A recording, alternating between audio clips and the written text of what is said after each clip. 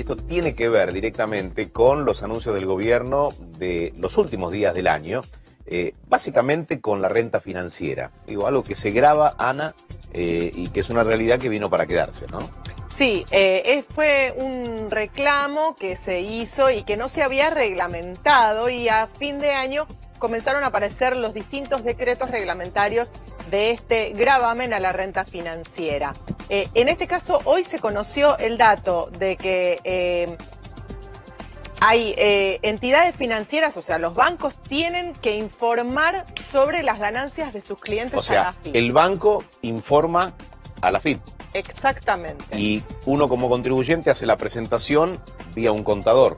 ¿Será así? Aparentemente queremos tener más detalles al respecto, porque hasta ahora, digamos, se presentaba simplemente declaraciones juradas de los contribuyentes que informaban de buena fe sobre sus tenencias. Bueno, lejos de simplificar todo, me parece que las complicaciones de este 2019 se van renovando. Iván Sasovsky es tributarista y está con nosotros. Iván, ¿cómo estás? ¿Bien?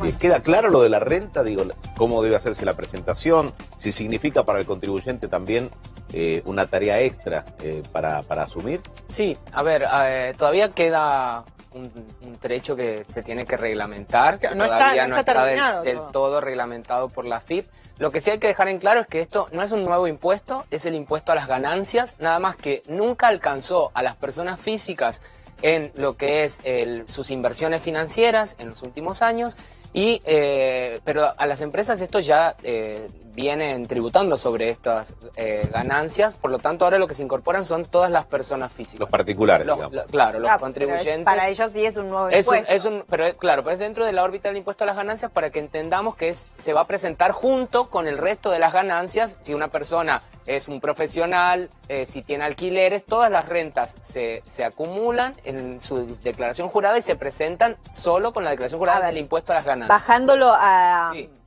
No a la empresa, sino a la economía chica. Sí. Digo, una persona que tenía unos pesos ahorrados y que evaluaba, a ver, ¿por qué no lo pones en un plazo fijo? Algo que se escuchó mucho durante el año pasado, apostá esto, ¿qué apuesto? Bueno, ponerlo en un plazo fijo. Esa persona ahora sí va a tener que pagar. Ahora sí va a tener que tributar, siempre y cuando la ganancia del año sea más de 67.000 pesos. Una ganancia, un mínimo imponible que quedó muy bajo con las tasas de rendimiento y las tasas de inflación. O sea, con tasas del 40 y pico %. Sí. ¿Qué significa? ¿Que un plazo fijo de 1,5 millones? No, hasta un de... 1,5 millones de pesos te daban 60 y pico de mil. No, 150.000 pesos ya te daban claro.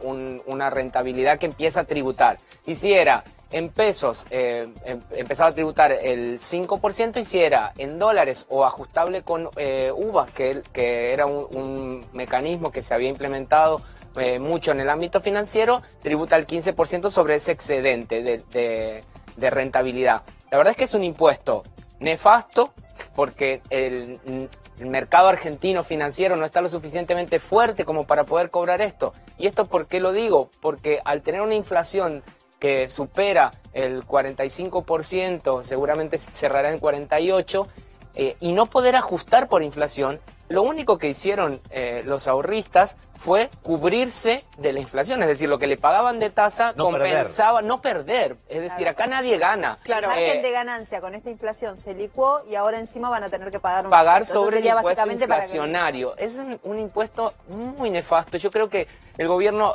tomó conocimiento de esto. Cuando se intentó hacer la primera aclaración al respecto en mayo del 2018, fue la primera corrida cambiaria, porque hay una sobreactuación de los mercados respecto a lo que era este impuesto. La Argentina no está lo suficientemente madura ni en su mercado financiero ni en sus números tanto de inflación como de rentabilidad como para poder intentar cobrar un impuesto a este tipo de inversiones que lo único que hacen es cubrirse de la inflación. Iván, ¿vos considerás que es nefasto por el contexto y la situación inflacionaria, o conceptualmente considerás que está mal gravar la renta financiera a los usuarios? Bueno, ahí el punto es que desde la opinión pública, obviamente, la renta financiera tiene que estar alcanzada, porque si está alcanzado el trabajo en relación de dependencia, también lo tienen que estar todo tipo de rentas. El tema es la magnitud de la que estamos hablando. 67.000 pesos de mínimo no imponible es nada, y solamente se debería aplicar este impuesto sobre ganancias reales, no ficticias, es decir, una vez detraído el efecto de la inflación. Si yo tengo una inflación del 48% y me pagaron 45%, terminé perdiendo, por lo tanto no tengo que ingresar ningún tipo de impuesto. Entonces creo que lo más nefasto de esto es justamente que en la Argentina no se puede aplicar el ajuste por inflación. Es esto algo que existe desde que salimos de la convertibilidad. ¿Es un cambio de reglas?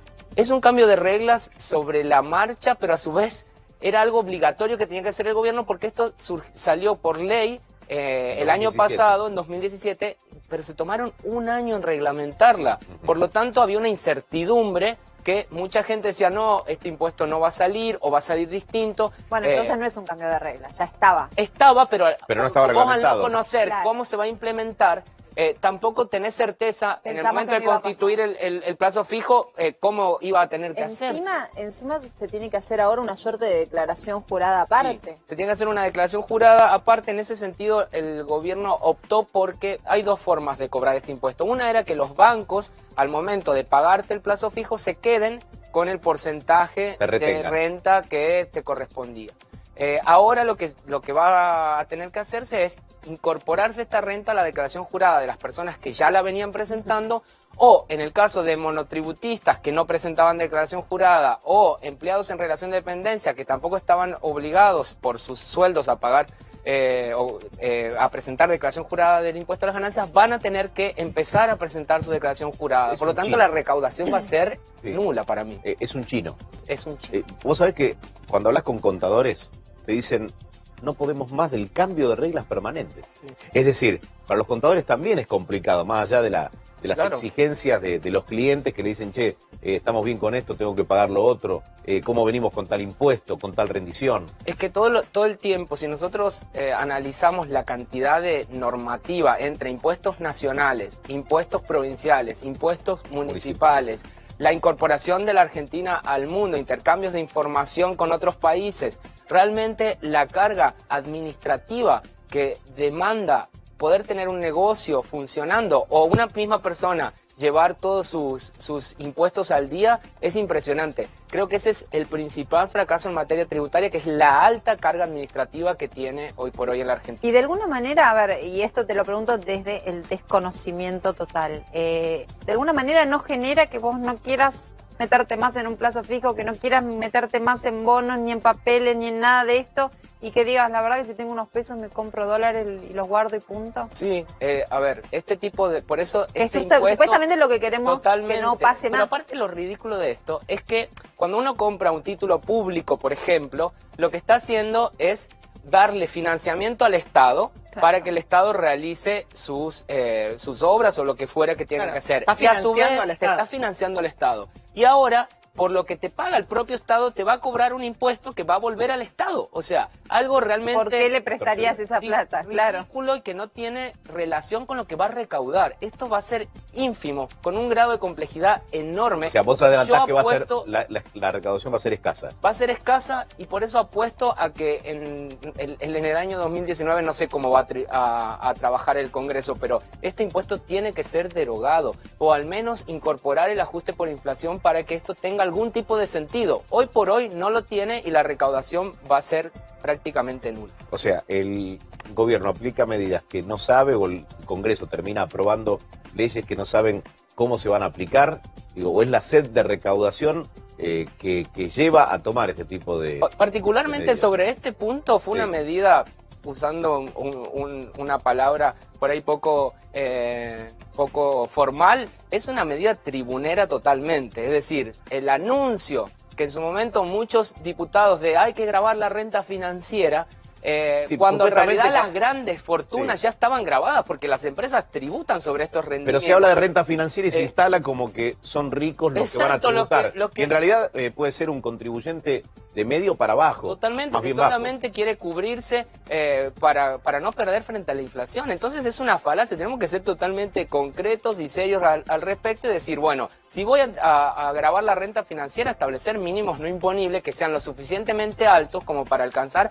a verdaderas manifestaciones de capacidad contributiva, es decir, alcanzar a los verdaderos ricos que obtienen cierta ganancia para justamente que esto sea progresivo, si no lo que termina siendo es distorsivo. Pero vuelvo a recalcar que esto sería viable si y solo si existiese un mecanismo de ajuste por inflación. Hoy por hoy, así como está, es realmente nefasto. Y este mecanismo de ajuste por inflación, que es tan necesario en un país con la inflación que acabamos de nombrar, ¿está por lo menos en trámite? ¿Se está trabajando? ¿Hay gente que se reúne y que trata de encontrarle la vuelta? Bueno, miren, el año pasado cuando se aprobó la reforma tributaria se incorporó para las empresas la reinstauración del ajuste por inflación, no así para las personas físicas.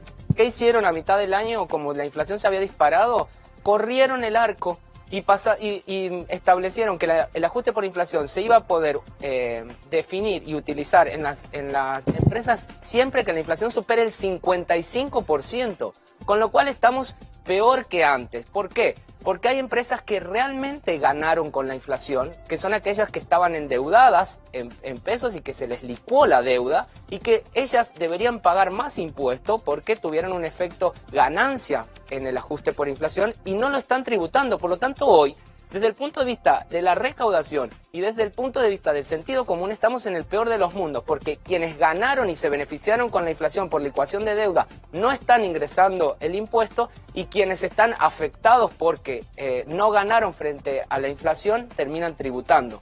La verdad es que en materia de recaudación y de inflación estamos muy mal parados. Iván, ¿es disparatado pensar en un esquema en el que se empieza a simplificar verdaderamente el tema tributario en la Argentina? Digo, ¿y cuánto tiempo nos puede llevar? Digo, con las necesidades que hay hoy en Argentina, ¿no? Yo creo que hay mucho de decisión política. Yo creo que cuando asumieron muchos gobiernos, acá el Congreso aprobó muchísimas leyes en materia tributaria, se aprobó el sinceramiento fiscal, el blanqueo, que tuvo consenso con todas las fuerzas políticas. Realmente esto se podría simplificar. Lo que pasa es que tenemos un nivel de gastos tan alto que lo primero que piensa un político es en los números, ¿no? En las planillas, pero no piensan en los efectos distorsivos que esto genera, porque si yo tengo impuestos más altos, le estoy dando una mayor ganancia al que evade. Entonces, como tenemos un 50% de la economía en negro, yo creo que si los impuestos se hubiesen bajado de manera abrupta a tasas mucho más razonables desde el minuto cero en el que se asumió en el gobierno, la formalidad hubiese crecido y hubiesen podido recaudar sobre toda esa economía que no tributa absolutamente nada y que lo que hace es que los que estamos dentro del sistema terminemos tributando por encima de lo que tenemos que hacerlo porque pagamos el impuesto que otros dejan de pagar. Iván, te agradecemos mucho Muchas gracias por la haber venido a invitación. explicarnos esto. La verdad que es más impuestos y más impuestos. Ahora lo tenemos claro. Más impuestos. Tenemos claro que hay que pagar. Gracias, Iván.